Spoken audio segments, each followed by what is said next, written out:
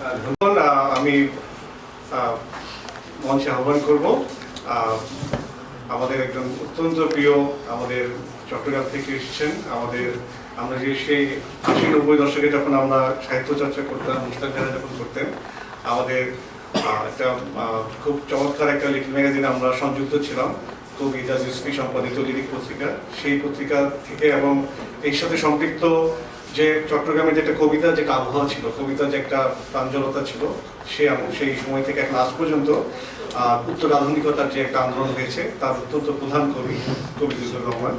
তাকে আমি অনুরোধ করব, আমাদের অত্যন্ত পছন্দের মানুষ, তিনি মোশতাক ভাইয়ের আমন্ত্রণে চট্টগ্রাম থেকে সস্ত্রীক চলে এসেছেন শুধুমাত্র এই অনুষ্ঠানে যোগদান করবার জন্য।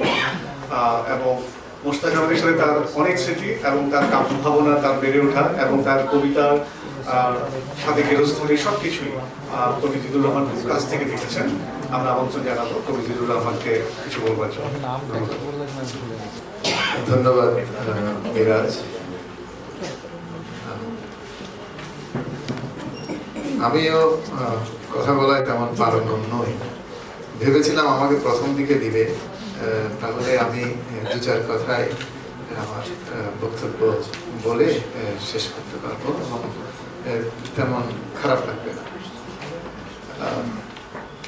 এবং সেটা একদিক থেকে সহজ হতো। এখন অনেক কথা হয়ে গেছে এবং আমার বলার মতো নতুন কথা খুঁজে বের করা খুব কঠিন। মোশতাকের সাথে যদি সম্পর্কের কথা আসে, আমরা দুজন নীরবতার বন্ধু ছিলাম। অর্থাৎ আমি মোশতাকের কাছে বিভিন্ন জায়গায় মোশতাক চাকরি করতো। মোশতাক হারিয়ে যেত, কোনো নোটিশ দিত না, সেটা কোথায় সেটা খুঁজে বের করতে হতো এবং সেটা খুঁজে বের করে আমি কেমনে কেমনে জানি ওই জায়গায় গিয়ে হাজির হতাম। হাজির হয়ে আমি তার সাথে বসে গল্প করতাম। সেই গল্প করাটা কি, দুজন দুটা বই করতাম, পাশাপাশি বসে করেছিলাম। তো আমরা ওইরকম একটা পরিবেশ আমরা সে সময় নিজেদের চেষ্টায় তৈরি করতে পেরেছিলাম। আমরা একই সময়ে সংস্কৃতি চর্চা এবং একই সময়ে এরশাদ বিরোধী সংগ্রাম আমরা খুব সুন্দরভাবে আমরা করতাম। তো সেই সময়গুলোতে আমাদের বেড়ে ওঠা ছিল এবং মোশতাকের সে সময় সড়ক নম্বর দুঃখ, বাড়ি নম্বর কষ্ট, এই যে বিখ্যাত গ্রন্থটি, এবং তাতে একটি টেলিফোন নাম্বারের কবিতা ছিল। সেই টেলিফোন নাম্বার ধরে তার জীবন বদলে গেল, এবং তার জীবনটাও বদলে গেল। সেখান থেকে সেই টেলিফোন নাম্বার ধরে তার কাছে পৌঁছে গেল সোনিয়া। তো যাই হোক, সে অনেক কাহিনী। আমাকে বলা হয়েছে ডুবোজাহাজের ডানা এই বইটির বিষয়ে কিছু বলতে। বইটি নিয়ে আমি 2-3 দিন আগেই বইটি পড়া শুরু করি, অনেকগুলো দাগিয়েছিলাম। তারপর আজকে সকালে এক জায়গায় বেড়াতে গিয়ে বইটি ওখানে রেখে আসি। আমাকে আবার একটি বই নিতে হয়েছে, মোশতাক থেকে আবার নিলাম, কিন্তু সেই দাগগুলো আমার সেইভাবে দেওয়া হয়ে ওঠে। তবে এই বইটিকে যদি আমরা বলি যে মোশতাকের আগের যে কবিতার যে ধরন, যেটা আমরা শাখাওয়াতি পেয়েছি, যে সড়ক নম্বর দুঃখ, বাড়ি নম্বর কষ্টের থেকে শুরু করে, কিন্তু আমি বলবো যে এগিয়ে যাওয়া বা পিছিয়ে যাওয়ার ব্যাপার নয়। মোশতাক ক্রমাগত নিজের কবিতার ভাষাকে, কবিতার প্রকরণকে পাল্টে দিয়েছে এবং এটা আমি মনে করি যে জীবনে একটা ধর্ম। কবিতা, প্রত্যেক কবি তার কবিতার যে ধরনকে পাল্টায়। সে আমরা যদি মহৎ কবিদের কবিতাকে ধরি, একই রকম দেখব। এই কবিতায় এসে তার যে কবিতার শিরোনাম ডুবোজাহাজের ডানা, এখানে একটা ইঙ্গিতময়তা আছে যে এই যে সাবমেরিন অর্থাৎ ডুবোজাহাজ যাকে দেখা যায়, তার ডানা দেখা যায়, তার একটা শাসি দেখা যায়, অর্থাৎ জীবনটাকে সে ওইভাবে তাকেও আমরা সেভাবে দেখি না, কিন্তু তাকে আমরা অনুভব করি, দেখতে পাই। সেও জীবনটাকে এইভাবেই দেখছে, এভাবে অনুভব করছে।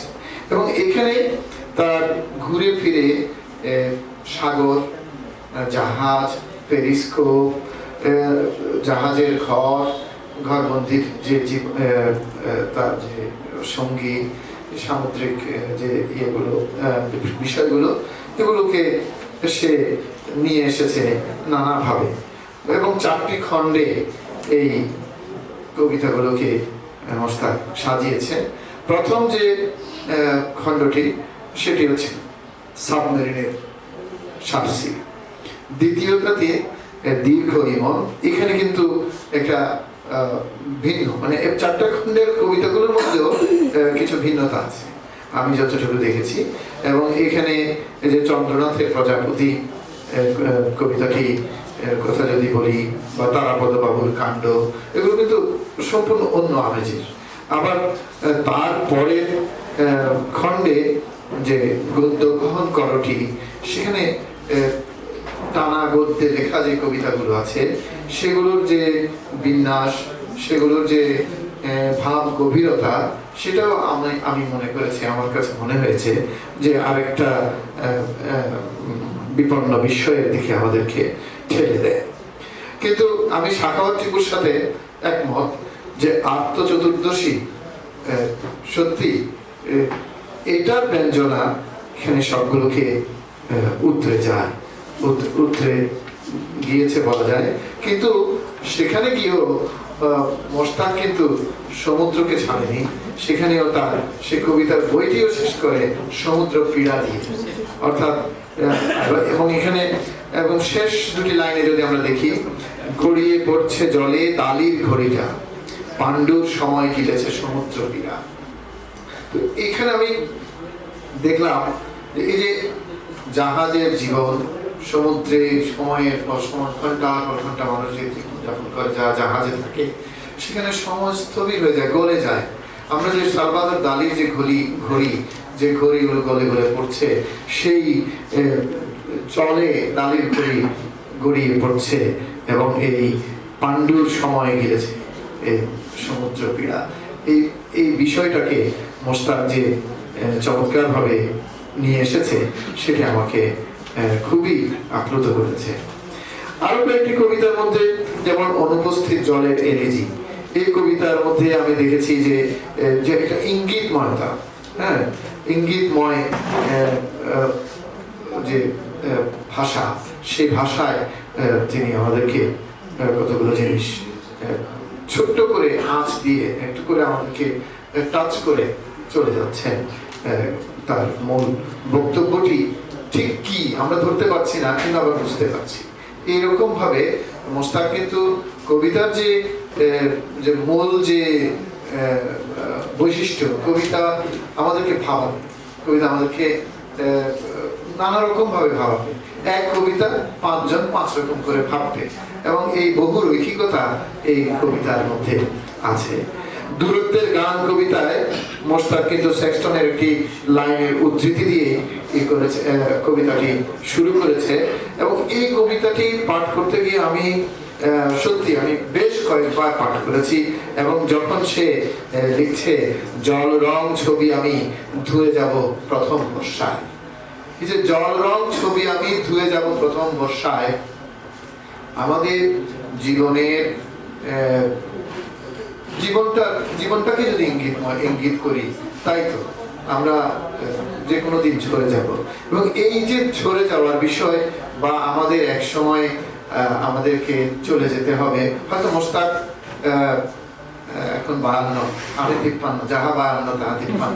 তো আমাদের এখন আস্তে আস্তে হয়তো আমরা সেই সময়ের দিকে এগুচ্ছি বলে আমরা এখন ওইরকম করে ভাবছি, মোস্তাকও ভাবছে যে এই চলে যাওয়ার বিষয়।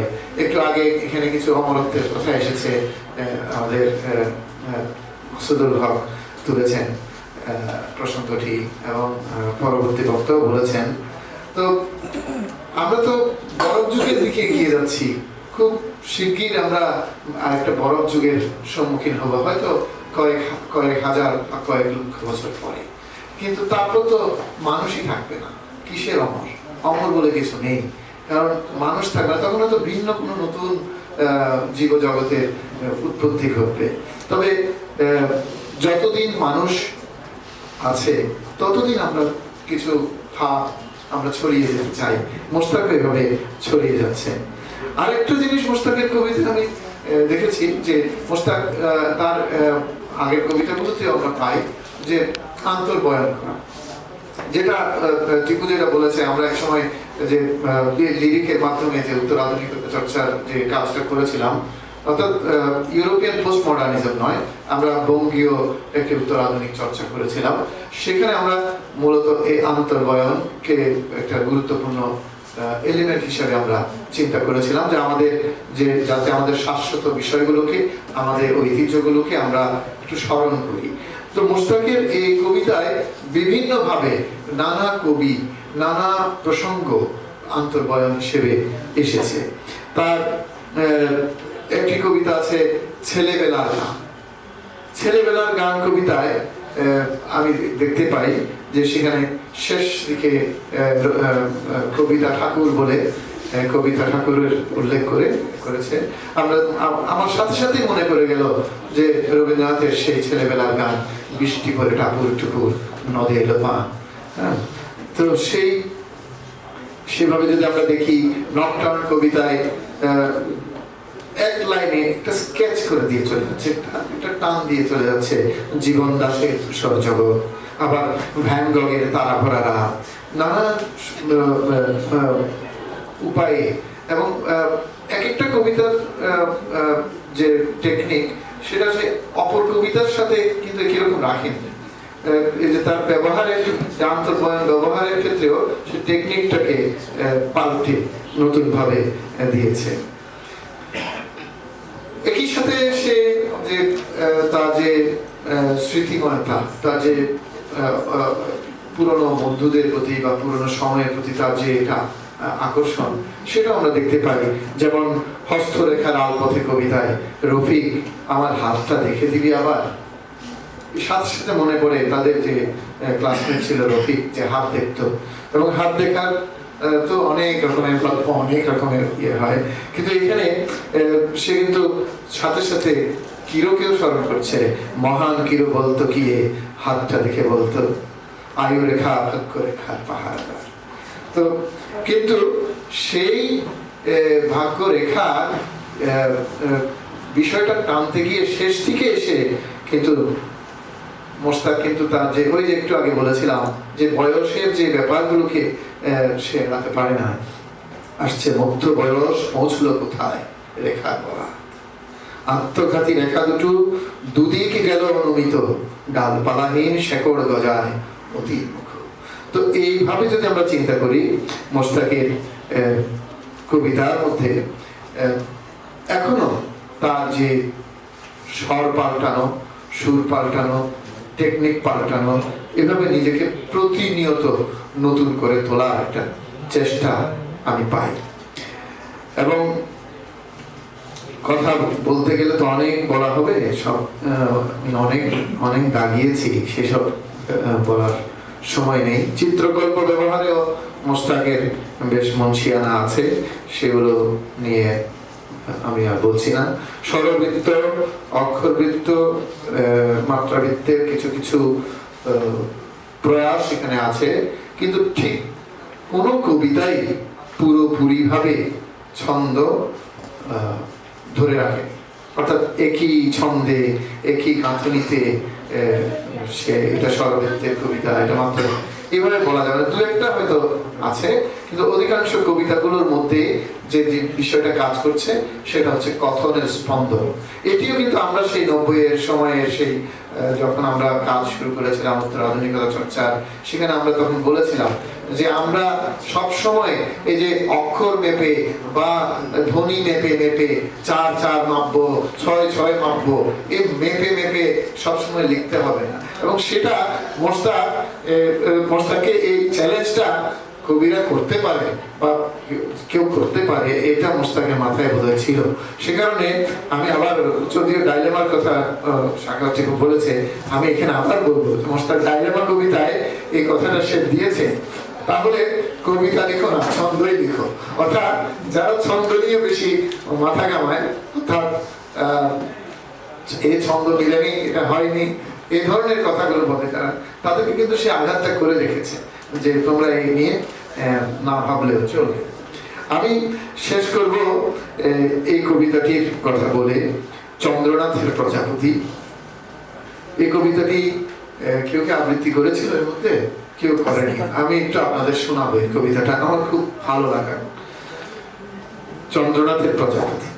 শীতকাল, অ্যাজমা ছিল, গলায় মাফলার, নয়ন তারার খুব কাছটি ঘেঁষে ফুসফুস দুটো উড়বে রঙিন প্রজাপতি।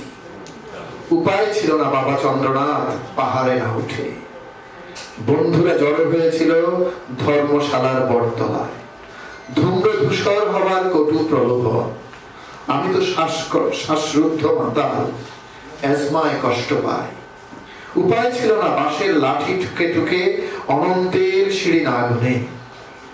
শীতকাল ফিরে ফিরে আসে। চন্দ্রনাথ পাহাড়ে আমার ফুসফুস দুটো নিমেষে হাজার প্রজাপতি। আর আমি 30 বছর ডুবে আছি খুব সম্ভবত অবিশ্বস্ত কোন লুপ্ত ফেরিঘাটে, নিঃস্ব হয়ে যাওয়া বন্ধুদের অনুমান মাফিক। কিন্তু অ্যাজমাটা আছে দোস্ত, অ্যাজমা কি আর সারে? এই কবিতাটি মোস্তাকদের ব্যাচমেট আমার পরে রয়েছে। আমরা খুবই এই বিষয়ে চঞ্চল হয়েছিলাম যে রাজু নামে এক ছেলে নিখোঁজ হয়ে গিয়েছিল, এবং তার সাথে মোস্তাকের হয়তো এই চন্দ্রনাথ পাহাড় ভ্রমণ। এই চন্দ্রনাথ পাহাড়ে আমরা যারা চট্টগ্রামে থাকি বা চট্টগ্রামে গিয়েছি, চন্দ্রনাথ পাহাড়ে গিয়েছি সবাই। চন্দ্রনাথ পাহাড় আমাদের কাছে একটা সত্যি এটা বিস্ময়কর ব্যাপার, এবং লাঠি ঠুকে ঠুকে উঠা সেই স্মৃতিগুলো আমাকে টেনেছে।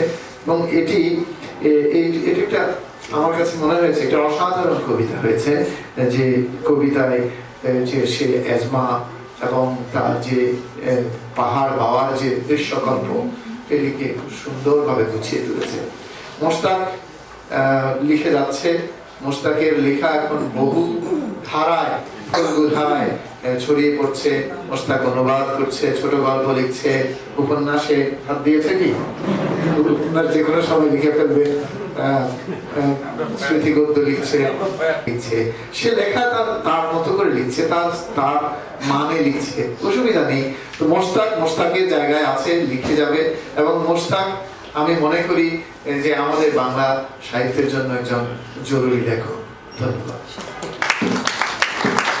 ধন্যবাদ কবি লিটন ভাই আপনার অসাধারণ বক্তব্যের জন্য। আমরা সবাই অত্যন্ত অনুপ্রাণিত হয়েছি। আজকে ইতিমধ্যে আমরা অনুষ্ঠান শুরু করেছিলাম ঘড়ি কাটায় 7টায়, এখন 9টা 20 বাজে। আপনাদের অভিনন্দন, এতক্ষণ আমাদের সাথে আপনারা ধৈর্য ধরে আছেন। আমরা শেষ প্রান্তে চলে এসেছি। এখন আমাদের মূল আকর্ষণ যিনি, যাকে নিয়ে আমাদের এত কথা হচ্ছে, সে স্বল্পভাষী মিতভাষী প্রিয় দর্শক মোস্তাক ভাই। পার্শ্ববর্তী কেউ কিছু বলবে না? পার্শ্ববর্তী আপনার কবি থেকে কথা শুনি, তারপর আমরা ইন্টারেকশনে যাবো। আপনার মুখ থেকে আমরা একটু শুনতে চাই। এখন সুধী মন্ডলী, কবি মোস্তাক আহমেদ।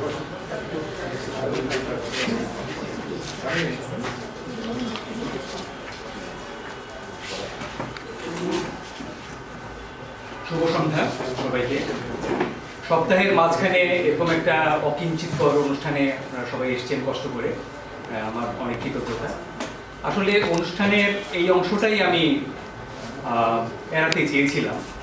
পরিকল্পনাটা একটু অন্যভাবে করতে বলেছিলাম মিরাজকে এবং আমার বন্ধু তিতাসকে, যে অনুষ্ঠানে আমি কোনো বক্তব্য দিব না, শেষে মাঝে মাঝে আমাকে কিছু প্রশ্ন করা হবে, আমি উত্তর দেবো, এইভাবে আমার বক্তব্যটা হয়ে যাবে।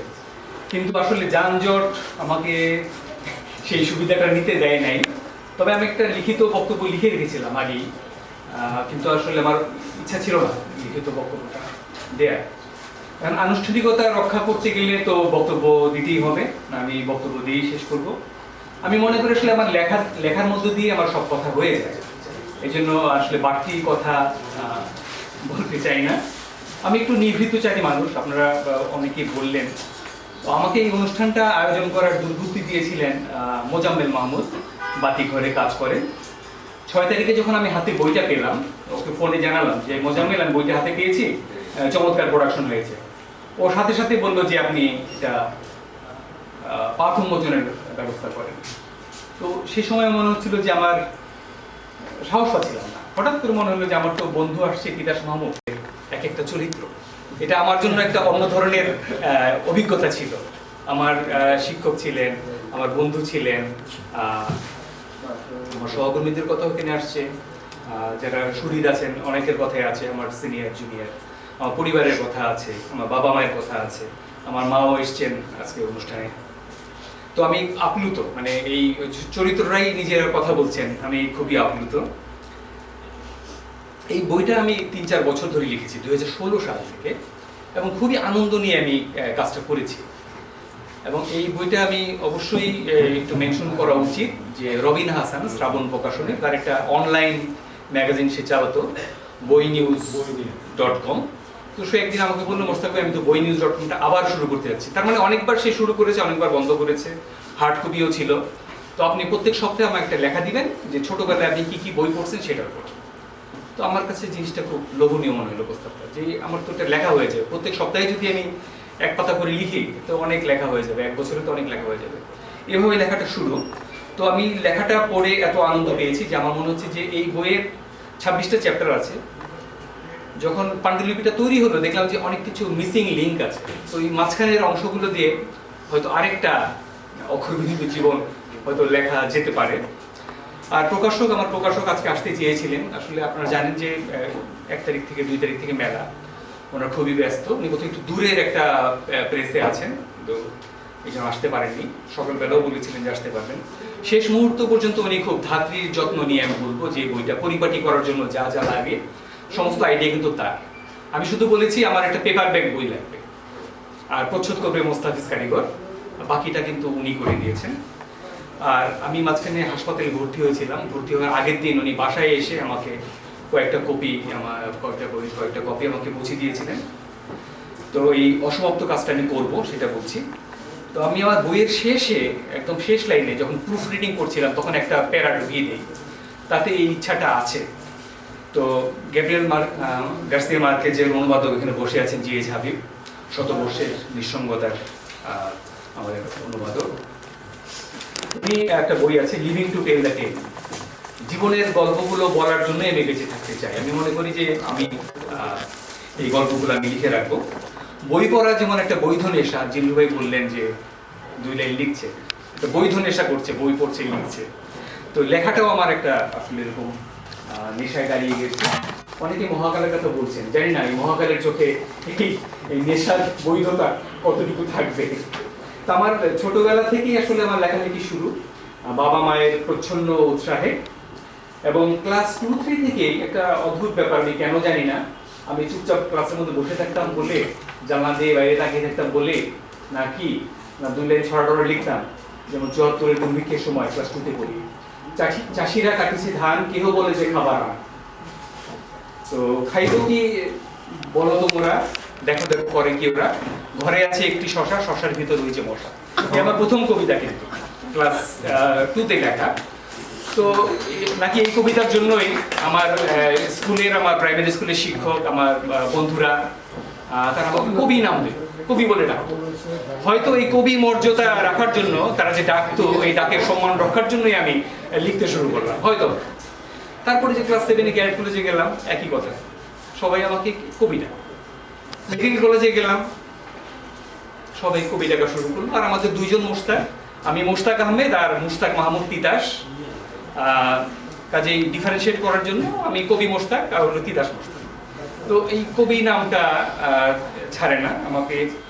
আমার এক আত্মীয়, আমার এক সার্জন, এক বান্ধবী আছে, সে general surgeon, professor of surgery.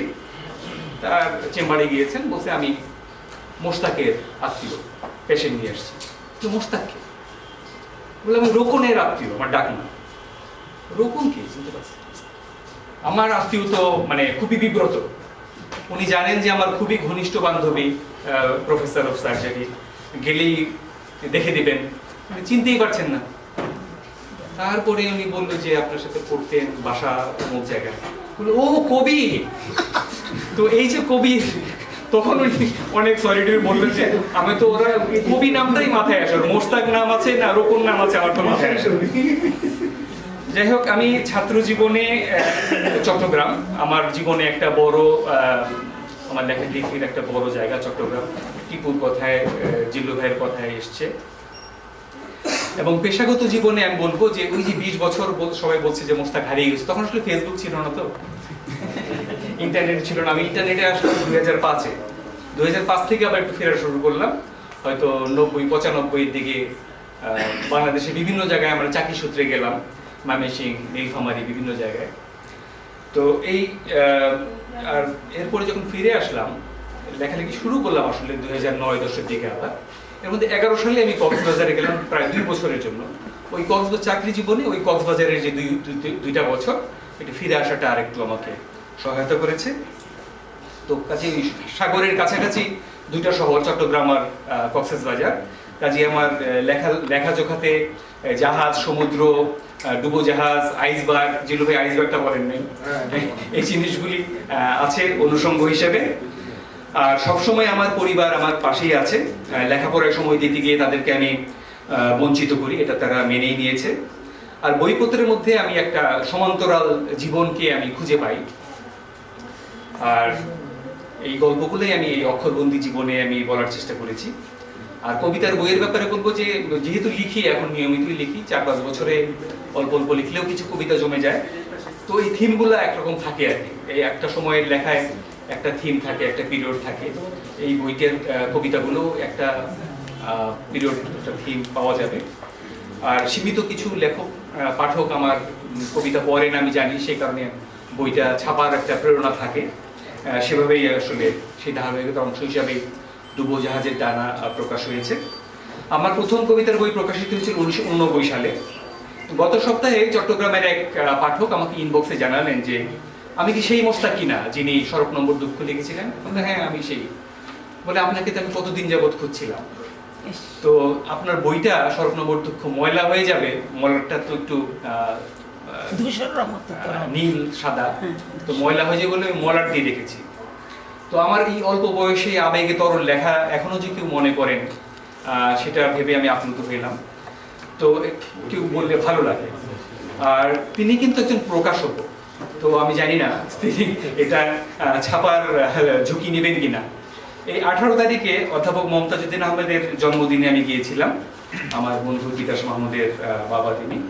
তো খালাম্মা ছিলেন অনুষ্ঠানের পরে উনি আমাকে জড়িয়ে ধরলেন। খালাম্মা আজকে অনুষ্ঠানে এসেছেন আমাকে স্নেহ জানাতে। খালাম্মাও বলছেন যে তোমার সড়ক নম্বর দুঃখ, বাড়ি নম্বর কষ্ট, কি সুন্দর কবিতা, কি সুন্দর লেখা, আমার এত ভালো লেগেছিল। আমি তো ভাবতেই পারিনি যে উনিও এই বই পড়েছেন। মানে আসলে কত বিস্ময়ে মানুষের জীবনে অপেক্ষা করে, এটা খুবই ভাবতে অবাক লাগে। আমার কবিতা এবং গদ্যের কয়েকটা বই আছে, কিন্তু সারা বছর এগুলো বাজারে পাওয়া যায় না। এটা আমার একটা খেদ ছিল, মনে দুঃখ ছিল। এটা যারা বই যাদের আছে সবারই এই দুঃখ থাকবে, আমি বই লিখবো, এটা যদি লাইব্রেরিতে না পাওয়া যায়, পাঠক না কিনুক, অন্তত নেড়েচেড়ে যদি না দেখতে পারে, তাহলে তো এটা একটা ব্যর্থতা। তো আমার মনে হয়েছে এবারে আমার বাতিঘরের সহযোগী প্রতিষ্ঠান কবিতা ভবন, তারা বইটা প্রকাশ করেছে। অন্তত বাংলাদেশের 3টা দোকানে এই বইটা পাওয়া যাবে, বই মেলাতেও পাওয়া যাবে। আর চন্দন চৌধুরী বেহুলা বাংলার প্রকাশক, খুবই উদ্যমী প্রকাশক, উনি নতুন কিছু পরিকল্পনা নিচ্ছেন। আশা করি এই বইটাও মোটামুটি সহজলভ্য থাকবে সবসময়। আর দুজনেই বইয়ের ছাপার দিকটা গুরুত্ব দেন। বইয়ের নেটে যখন পড়ি, আমি একটা পুরস্কার পেলাম, একটা বই শামসুর রহমানের কবিতার সঙ্গে গেরস্তানে, বইটা পুরস্কার পেলাম। সেখানে একটা লাইন পেলাম, যদি তুমি চাও অমরতা তবে সংহত করো বা থামাও প্রগল্ভতা। এটা থেকে আমার মনে হলো যে খুব পরিমিত লিখতে হবে, অল্প কথাই লিখতে হবে, শব্দ চয়নে খুব থাকতে হবে, সচেতন থাকতে হবে, খুব সংক্ষেপে নিজের কথা পরিমিতভাবে বলতে হবে। এবং একটা জিনিস আমি খুব সচেতনভাবেই করি, নিজের লেখা তো নাই, আমার পঠিত কোনো কিছুই আমি এটা রিপিট করি না, নিজের লেখার মধ্যে সেটা আমি আনার চেষ্টা করি না। তবে যেটা আছে অন্তর্বয়ন, সেটা অন্য বিষয়। অঞ্জন সেনের একটা প্রবন্ধ, আমি যখন 5th ইয়ারে করি মেডিকেলে, অঞ্জন সেনের একটা প্রবন্ধ পেলাম, উত্তর আধুনিকতার কয়েকটা সূত্র। তো এই সূত্র 14-15টা সূত্র ছিল, তার মধ্যে সবচেয়ে আমার আকর্ষণীয় মনে হলো যে অন্তর্বয়নের সূত্রটা। যেমন জিল্লুর ভাইয়ের একটা কবিতা আছে, ভোর হলে দেখা গেল কুকুরা জাগে না, কবিতাটাই। তো আমার কিন্তু মনে পড়ে যাচ্ছে যে এটা একটা অন্য একটা কবিতা আছে, তাই না? ভোর হলো দোর হলো পোকা খুকি উঠবে, এটা মনে পড়ে যায়। এই যে খেলাটা, এটা আমার খুব ভালো লাগে। এটা হয়তো এই অন্তর্বয়নই আমার কবিতায়, এই বঙ্গীয় উত্তরায়ণের আধুনিকতা চর্চার একটা নিদর্শন আমার কবিতায় আছে। এটা একটা বিষয়, আমি চেতনে এবং অবচেতনে এটা ব্যবহার করি, এবং পাঠক হিসেবে যেটা আমার অর্জন সেটা আমি মাঝে মাঝে একটু বাজিয়ে নিতে চাই নিজের মতো করে, নিজের হাতে। আর জীবনানন্দ দাশ বলেছিলেন, সেটা আমি সর্বশেষ কথা বলবো, যে উপমাই কবিতা। আমি একটা ভালো একটা উপমা যদি দিতে পারি, আমার মনে হয় যে আমার কাজ ওটুকুই। এবং চিত্রকল্প উপমার হাত ধরেই এটা চলে আসে। এটা আমি নিজে সচেতনভাবে করি না, আমি একটা উপমার খোঁজে হয়তো থাকি বা উপমা চলে আসে, ওভাবে চলে আসে। যাই হোক, আজকের অনুষ্ঠানে আমার আপনারা উপস্থিতি আমাকে সমৃদ্ধ করেছে, এই অনুষ্ঠানটাকে সমৃদ্ধ করেছে, এবং যারা আমাকে নিয়ে আমার লেখা নিয়ে কথা বললাম সবাইকে এই জন্য ধন্যবাদ দিচ্ছি। এই কারণে যে তারা আমাকে আরও লেখার জন্য দায়বদ্ধতায় ফেলে দিলেন। মাসুদ নিজেকে চ্যালেঞ্জ মনে করেছেন, আবার আমাকে শিল্পী হিসাবেও আমাকে বলেছেন। যাই হোক, আমি একটা দায়বদ্ধতার মধ্যে পড়ে গেলাম, নতুন ভাবে দায়বদ্ধতার মধ্যে পড়ে গেলাম। আসলে এভাবেই একজন লেখক উৎসাহ পান। আমার কিছু অনুবাদ কবিতা আছে, তবে যে হিসাবে বেশি অনুবাদ কবিতার দিকে যাবে না, অনুবাদ কবিতা কিছু আছে। আর এই দুইটা বই প্রকাশ করতে আমাকে বিশেষভাবে উৎসাহ দিয়েছে আমার দুই বন্ধু, দুইজন প্রবাসী। একজন অস্ট্রেলিয়াতে থাকে, সাফায়েত জামিল, অক্ষরবন্দি জীবনটা সে আমাকে প্রকাশ করার জন্য খুব উৎসাহ দিয়েছে। আরেকজন অরল্যান্ডো থাকে, BM আতিকুজ্জামান, আমাদের পরপর 3বার নির্বাচিত সাহিত্য সম্পাদক, খুব কাছের মানুষ, সে নিজেও লেখালেখি করে। সাফায়েত জামিলও একসময় গল্প লিখত। তো আতিক আমাকে এই কবিতার বইটা বিশেষভাবে উৎসাহিত করলো এই জন্য যে এবছর ডিসেম্বর মাসে আমাদের একটা পুনর্মিলনী আছে আমাদের মেডিকেল কলেজের। অলরেডি আমাদের 150 বন্ধুর মধ্যে 100 জন বন্ধু আমরা রেজিস্ট্রেশন করে ফেলেছি। আতিক বলল যে তুমি এই বইটা করো, প্রত্যেকে যেন আমাদের পুনর্মিলনীতে আসলে প্রত্যেকে যেন একটা কপি করে বইটা পায়, সেটা মাথায় রেখে তুমি 2020 সালে একটা বই করো। এই দুই বন্ধু আমাকে প্রেরণা দিয়েছে, আর আপনারা সবাই আজকে এসছেন। আর সাফায়েত জামিল আমার পাঠক রুচি তৈরিতেও তার অনেক অবদান ছিল। আমি আর কথা বলবো না, অনেক কথা বললাম, আসলে আমার তুলনায় আমি অনেক কথা বললাম। সবাইকে অনেক ধন্যবাদ, অনেক কৃতজ্ঞতা। সবাই ভালো থাকবেন। আমরা শেষ পর্যায়ে চলে এসেছি। আপনাদের সবাইকে আন্তরিক ধন্যবাদ এবং কৃতজ্ঞতা জানাচ্ছি। আপনারা এই বই দুটো সংগ্রহ করবেন, এটা আশা করছি। আমি গাড়ি রেখে ওকে একটু সামান্য উপহার দেবো, সেটাও রেখে আমি পায়ে হেঁটে চলে এসেছি। একটু বসে থাক, আমার পাশে আসো। সবাইকে শুভ ধন্যবাদ।